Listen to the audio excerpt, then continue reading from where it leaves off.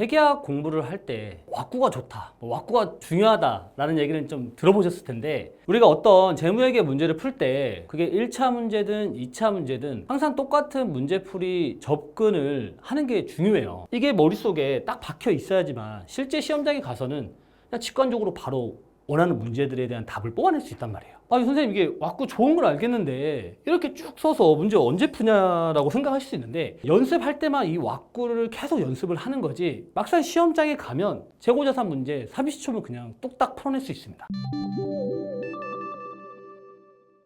이 기본서 공부와 객관식 공부를 이어주는 게 왁구라고 생각을 하고요.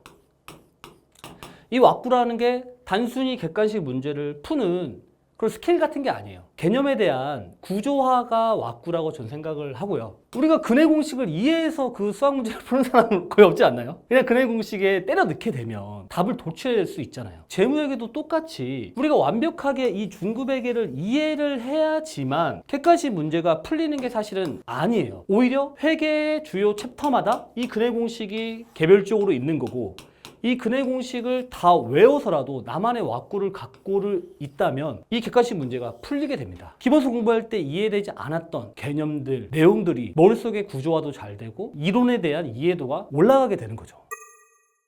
재고자산 같은 경우에도 결국에는 취득원가를 얼마로 할 건지와 기말재고자산을 얼마의 금액으로 확정을 할 건지, 기말재고 금액을 구해야 되는데 수량이 부족할 때는 어떻게 할 건지, 그리고 평가 손실이 발생했을 때는 기말재고 금액을 어떻게 할 건지, 그리고 기말재고를 실질적으로 계산하는 게 아니라 추정에 의해서 할 때는 어떤 식으로 할 건지에 대한 접근법인 거죠. 그거를 하나의 사진으로 표현을 한다면 머릿속에 우리 항상 이런 게 구조화가 돼 있어야 됩니다. 재고자산 같은 경우에는 기초재고가 있고 단기에 취득하는 재고자산의 취득 원가를 얼마로 할 건지, 그랬을 때 내가 전체 판매 가능한 재고자산 금액은 이건데 결국 기말 재고 금액은 얼마냐를 계산을 해주는 거죠. 이 과정에서 수량이 부족할 수도 있고 평가 손실이 발생할 수 있는 거고, 최종적으로 재고자산을 구하려는 건 뭡니까? 판매 가능한 재고자산에서 기말 재고 금액을 빼줬을 때 나오는 매출 원가를 구하려고 하는 거잖아요. 내가 취득한 원가를 기말 재고로 어떻게 배분을 시킬 거고, 배분된 기말 재고 금액이 확정이 됐을 때 그 금액만큼이 매출 원가에 반영이 되는 거고, 이거에 대한 매출 원가는 그 회사의 매출 원가에 반영이 돼서 그 회사의 손익계산서상 이익에 영향을 미치는 거다. 그리고 취득 원가, 비용과 수익을 어떻게 대응시킬 건지에 대한 내용이 사실 재고자산의 큰 흐름이고 가장 중요한 거란 말이에요. 단순히 우리가 어떤 객관식 문제를 풀 때나 2차 연습서를 풀 때도 이게 항상 머릿속에 구조화가 잘 잡혀 있어야 됩니다.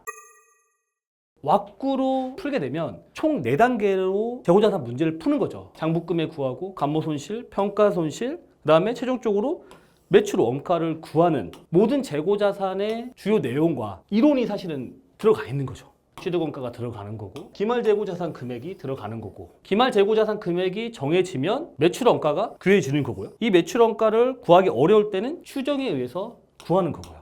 왁구가 잘 잡혀 있으면 실제 시험장에서 객관식 문제 푸는데 30초면 충분하게 되고요. 기본서를 공부할 때도 기본 내용에 대한 이해와 암기가 훨씬 잘 되게 되는 거죠.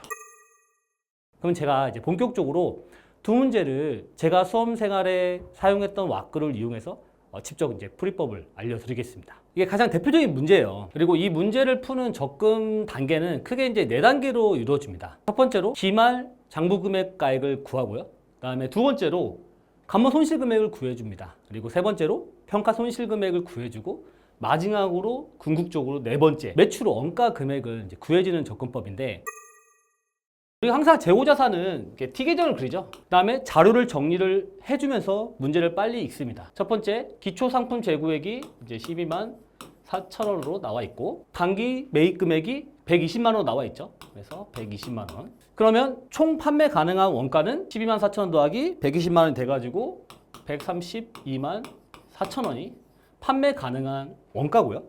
그리고 이제 첫 번째 단계인 기말재고의 순장부가액을 구해줍니다. 이 기말재고 순장부금액을 정리를 할 때 어떤 식으로 자료 정리를 해주면 좋냐면, 여기서는 물론 상품이 하나가 아니라 이제 두 개로 나와 있죠. A 상품, B 상품 적어주고, 장부상 재고는 기본 100단위에서 시작은 했는데 실제 재고는 90단위라고 나와 있고, 비상품은 70단인데 실질 재고는 65개만 남아있고요. 그리고 장부가하고 순실현 가치를 적어 주실 때 곱하기 미니멈 단위당 원가 900원, 그다음에 단위당 순실현 가치 950원 이렇게 적어 줍니다. 900원은 이제 장부가액이고요. 북밸류고 950원은 NRV 단위당 순실현 가치가 됩니다. 그리고 비상품은 똑같이 미니멈 700 그다음에 680 이렇게 기본적으로 자료 정리를 해주고요. 그러면 결국 기말재고 순장부 금액은 어떻게 구하냐면 항상 실제 재고 금액, 실제 수량과 90개와 그 다음에 미니멈 금액으로 적어주게 됩니다. 그러면 결국 A 상품은 90 곱하기 900원이 될 거고 B 상품은 실지 수량인 65개 곱하기 미니멈 680이 되겠죠. 그래서 이걸 곱하게 되면 기말재고 순장부 금액은 12만 5,200원이 이제 나오는 거고요. 그 다음에 두 번째로 감모 손실 금액을 구해주는 건데 감모 손실이 크게 두 가지가 있죠. 정상 감모 손실이랑 비정상 감모 손실이 있는데 감모 손실을 항상 구할 때는 A 상품, B 상품이 있다고 하면은 변화된 수량 A 수량은 10단위가 줄었고요. 그 다음에 B 상품은 5단위가 줄었죠. 이렇게 변화된 수량을 적어주고 그 다음에 곱하는 가격이 항상 단위당 원가, 그러니까 장부 금액으로 기재되어 있는 금액을 적어주게 됩니다. 그래서 A 상품은 900원, 그 다음에 B 상품은 700원. 이렇게 하게 되면 감모 손실 금액은 9,000원, 그 다음에 B 상품 3,500원 해서 12,500원이 되는 거고요.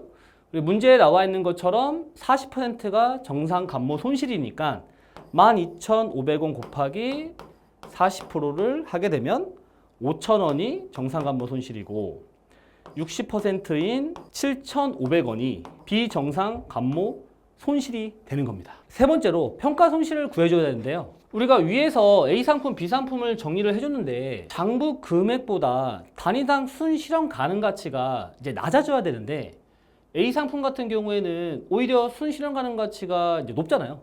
그렇기 때문에 우리가 이제 재고자산은 적합법을 쓰기 때문에 평가 손실을 구할 때 A 상품은 안 구해도 된다는 얘기고 B 상품에 대한 평가 손실만 이제 구해주면 되는데 이때 직관적으로 어떻게 바로 구해냐면 평가 손실은 그냥 실지 수량 65개 곱하기 700원에서 680원으로 20원이 떨어졌으니까 20원을 곱해주면 평가 손실 금액은 1,300원이 됩니다. 그래서 평가 손실 금액은 1,300원이 됩니다. 그렇게 하면 이제 재고자산에서 가장 중요한 네 번째 마지막으로 매출 원가를 이제 구해주는 거죠. 그냥 우리가 매출 원가는 간단하죠. 일단 판매 가능한 원가, 판매 가능한 재고 132만 4천원에서 기말 재고 순장부 금액을 빼주면 12만 5,200원을 빼주면 매출 원가 금액이 119만 8,800원이 나오는 거죠. 근데 바로 이거를 답으로 쓰면 안 되죠. 항상 우리가 이제 자주 실수하는 함정인데 여기서 빼내줘야 하는 금액이 있습니다. 그러니까 이 매출 원가를 구하는 접근이 가장 쉬운 방법이 일단 이 그대로 해서 매출 원가를 구해준 다음에 그 금액에서 비정상 감모 손실을 빼주는 접근이 가장 간단한데 왜 비정상 감모 손실을 이제 빼줘야 되냐면 기말재고 순장부 금액이 의미하는 거는 평가 손실이나 감모 손실을 다 차감한 장부 금액이기 때문에 여기에 12만 5,200원을 적어주게 되면 반대로 이 매출 원가 안에 정상 감모 손실, 비정상 감모 손실, 평가 손실 금액이 다 포함되게 되어 있는 거예요. 우리가 항상 문제에서 매출 원가를 구할 때는 비정상 감모 손실은 빼라고 나오잖아요. 그러면 매출 원가에서 우리가 비정상 감모 손실인 7,500원을 빼주게 되면 119만 1,300원이 매출 원가가 되는 거고 이제 문제지로 돌아가서 하나씩 이제 맞춰보는 거죠. 그래서 기말재고 자산의 순장부금액 12만 5,200원 이제 맞는 거고요. 그 다음에 재고자산의 비정상 감모 손실은 7,500원 맞죠. 그 다음에 재고자산의 평가 손실은 1,300원 맞죠. 네 번째는 정상적인 감모 손실과 재고자산 평가 손실은 매출원가에 포함하고 비정상 감모 손실만 별도 비용 처리한다고 했으니까 우리가 풀었던 매출 원가 금액 119만 1,300원 이게 맞고요. 그 다음에 당연히 다섯 번째가 틀렸겠죠. 왜 틀렸냐면 여기서는 재고자산 감모 손실은 별도 비용 처리하고 재고자산 평가 손실만 매출 원가에 이제 포함된다고 하니까 우리가 구했던 매출 원가 119만 8,800원에서 비정상 감모 손실만 차감하는 게 아니라 정상 감모 손실까지 차감을 해줘야 돼요. 그래서 올바른 답은 119만 8,800원에서 정상 감모 손실인 5,000원과 비정상 감모 손실인 7,500원을 빼주게 되면 제대로 구했을 때 매출 원가는 118만 6,300원이 사실 이제 답인 거죠.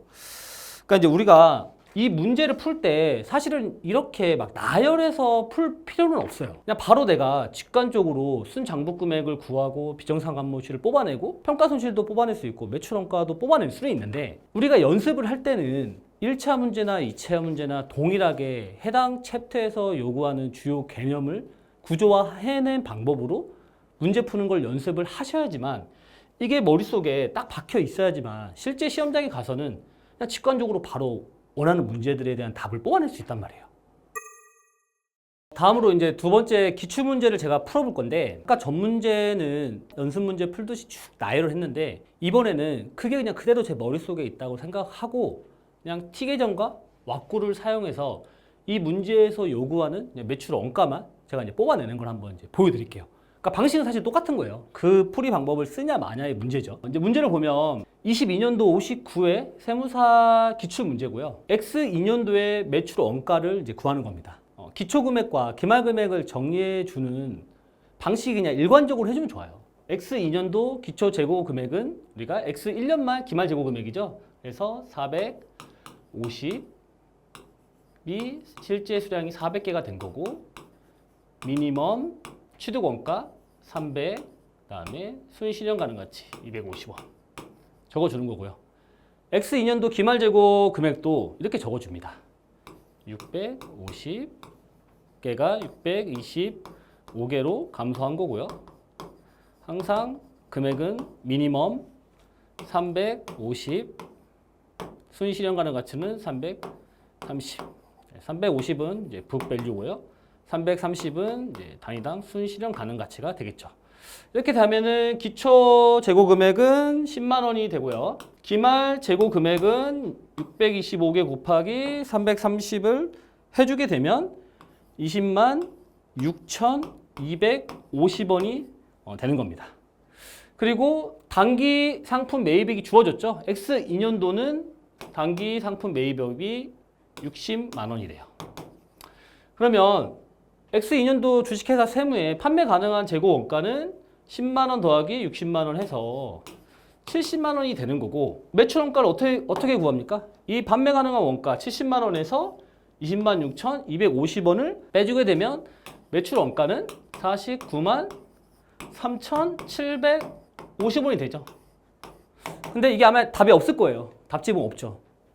아까 우리가 한 것처럼 이 매출 원가에는 평가 손실이나 감모 손실 금액이 다 포함되어 있잖아요. 근데 문제에서 요구하는 매출 원가는 정상적인 재고 감모 손실은 매출 원가에 반영하고 평가 손실도 반영을 하고요. 비정상 감모 손실에 대한 금액은 매출 원가에 포함되지 말라고 했으니까 아까와 똑같이 이 매출 원가에서 비정상 감모 손실 금액을 떼줘야 되는 거예요. 비정상 감모 손실만 빼주면 됩니다. 그러면 비정상 감모 손실은 우리 어떻게 구했죠? 감소한 수량이 총 25개고 문제에서 주어졌습니다. 정상적인 감모 수량이 10개래요. 그러면은 감모 수량 25개에서 10개는 정상이고 나머지 15개는 비정상적으로 감모했다는 수량이고 여기서 곱하는 금액은 항상 헷갈리지 마시고 순실현 가능 가치가 아니라 북밸류로 장부가 금액으로 350원을 곱해주게 되면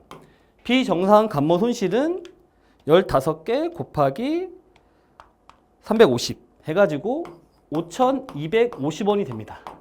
그래서 매출 원가 49만 3,750원에서 비정상 감모 손실인 5,250원을 빼내주게 되면 매출 원가 금액이 48만